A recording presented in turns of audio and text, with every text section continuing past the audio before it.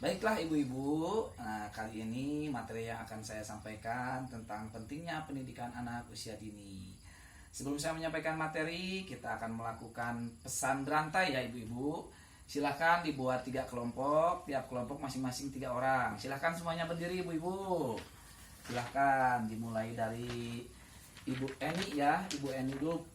Berdirinya berjejer, belakang bu, belakang.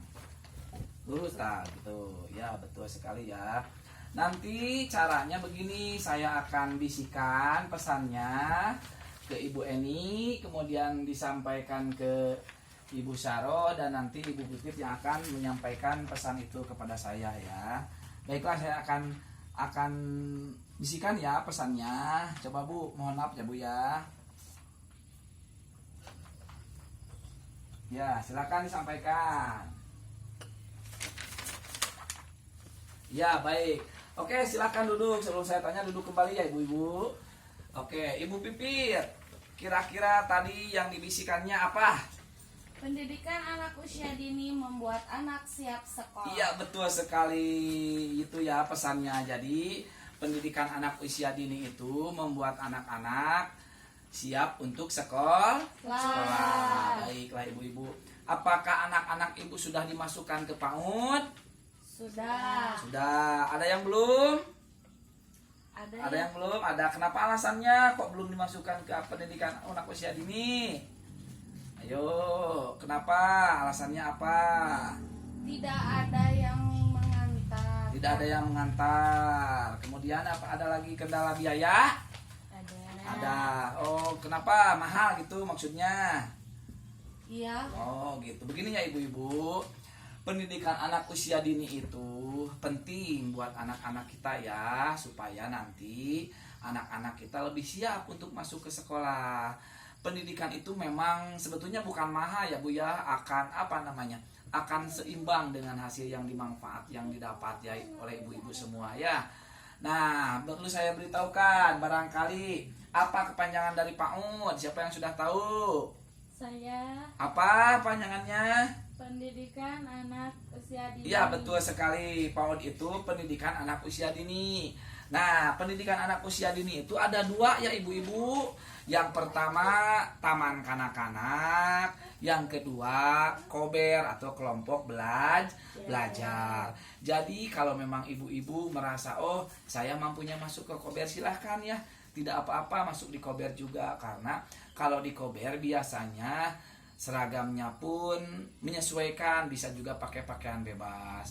Kalau di taman kanak-kanak itu biasanya berseragam ya ibu-ibu. Bagaimana saja kemampuan ibu, yang terpenting anak-anak ibu semuanya dimasukkan ke PAUD. Kenapa? Nah, coba dilihat di di buku pintar halaman 54 dan 55 ibu-ibu. Coba yang ibu pegang itu dilihat. Nah, jadi nanti yang akan dilakukan oleh anak-anak di PAUD itu bukan belajar menulis, bukan belajar berhitung ya ibu-ibu ya. Tapi bagaimana anak-anak itu bermain ya. Bagaimana anak-anak itu mengenal simbol, bagaimana anak-anak itu mengenal huruf. Jadi kalau misalkan ibu menyekolahkan anak di PAUD, kemudian ibu ketika anak itu tidak bisa membaca, itu tidak boleh ibu bentak ya. Jangan sampai ibu bentak-bentak, mana mata bisa baca. Tidak boleh ya seperti itu. Karena di PAUD itu tidak dituntut untuk bisa membaca dan berhitung. Cuman dituntutnya bagaimana anak-anak itu bermain sambil mengenal simbol-simbol dan juga huruf. Jadi tidak salah ketika sekarang anak-anak yang ada di PAUD, baik itu TK ataupun kober, itu setiap harinya bermain saja, kemudian bernyanyi saja, tidak masalah ya, karena memang itulah yang namanya pendidikan anak usia dini. Jadi tidak ada tuntutan untuk bisa membaca, berhitung dan menulis. Nah, sekarang saya tanya, kira-kira dari pesan berantai tadi, pengalaman apa yang ibu dapat? Coba dijelaskan. Siapa yang bisa? Acung tangan. Dari pesan yang tadi bahwa pendidikan anak usia dini itu membuat anak siap ke sekolah. Kira-kira pesan apa? Ayo jawab, Bu.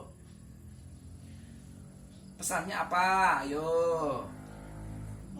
Mungkin Ya. kalau misalkan anak usia 5 tahun dimasukkan ke PAUD atau kober atau TK, Ya. bisa lebih siap nanti ke depannya untuk masuk SD. Ya, betul sekali. Itu ya pertanyaan, jawaban yang sangat bagus ya. Jadi, manfaat daripada pendidikan anak usia dini itu pertama, jelas anak akan lebih siap untuk masuk sekolah ke tingkat berikutnya.